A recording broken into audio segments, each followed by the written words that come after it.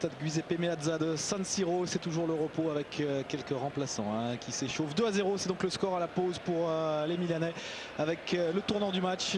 Pour l'instant, Rémi, cette main de Thorsten Frings sur ce coup franc de David Beckham, pas forcément volontaire. Très sévère le penalty. Il est sévère ce penalty, par contre il est magistralement exécuté. Andrea Pirlo qui ouvre le score. C'est difficile de mieux placer le ballon. On n'en voit pas souvent des penaltys aussi bien tirés. Bravo Andrea Pirlo. Les supporters du Milan doivent être heureux à l'heure qu'il est. Parce que c'est quand même sérieusement bien parti là pour le grand Milan AC. Oui, c'est clair. Le Milan AC qui ouvre la marque donc à la 26e minute. Et puis derrière, il va y avoir cet exploit personnel de ce gamin de 19 ans, Alexandre Pato, qui décoche une frappe terrible à l'entrée de la surface de réparation. Et Christian Vander, le portier du Werder qui remplace Tim Wiese, ne peut que constater les dégâts. Allez, 2-0, ça sera compliqué pour les Allemands. Ça dit, sait-on jamais. Rappelons-nous cette fameuse finale que Maldini n'a pas oubliée à Istanbul. Oui. 3-0 à l'aller, au match à la mi-temps, pardon, 3-3 à la fin pour les Reds de Liverpool. Mais le Werder n'est pas Liverpool. Mais le Werder, Rémi, n'a pas démérité dans cette première période.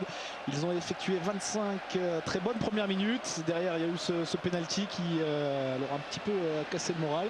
Mais ils ont mieux fini également cette seconde période. On va le voir avec cette tête notamment d'Hugo Almeida. Ce score de 2-0 en faveur des Milanais, quand même, je trouve assez dur pour les Allemands. C'est dur, c'est sévère, mais c'est comme ça, c'est souvent comme ça. Le football, longtemps on disait le football c'est un jeu inventé par les Anglais où à la fin c'est toujours les Allemands qui gagnent. C'est plus le cas, et notamment face au Milan AC, c'est souvent le Milan AC contre son adversaire qui gagne. On avait vu la tête d'Hugo Almeida, voici celle de Per Mertesacker avec son mètre 96 qui a bien failli tromper Nelson Dida. Mais comme souvent, le réalisme est italien et pour l'instant au repos, c'est l'AC Milan qui mène 2-0. Dernière frappe, pied gauche, détourné par Nelson Dida en corner. Ce sera la dernière occasion de cette première période.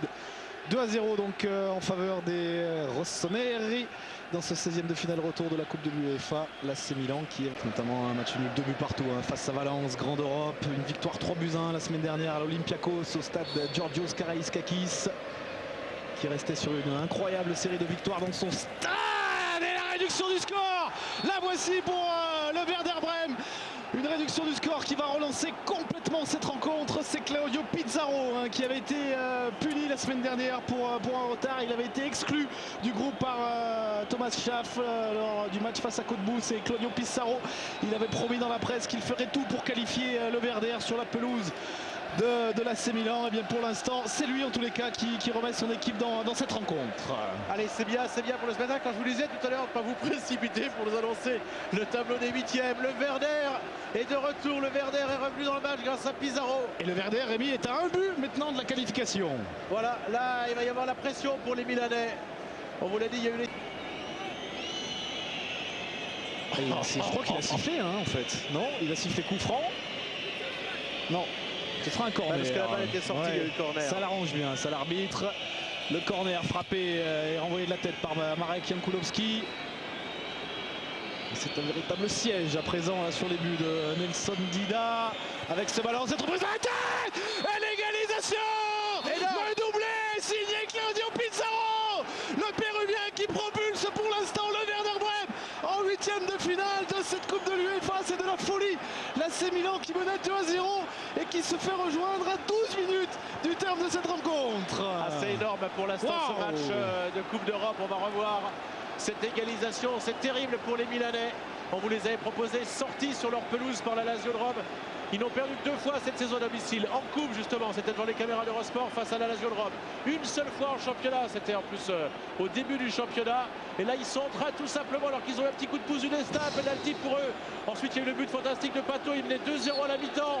On vous disait que c'était pas fini, regardez les supporters allemands. C'est peut-être eux qui iront dans quelques jours à Geoffroy Guichard. Pour l'instant incroyable, on se dirige plus vers un match de gala de légende, une affiche Saint-Etienne, Milan AC, mais vers un Saint-Etienne, Werder de Brême.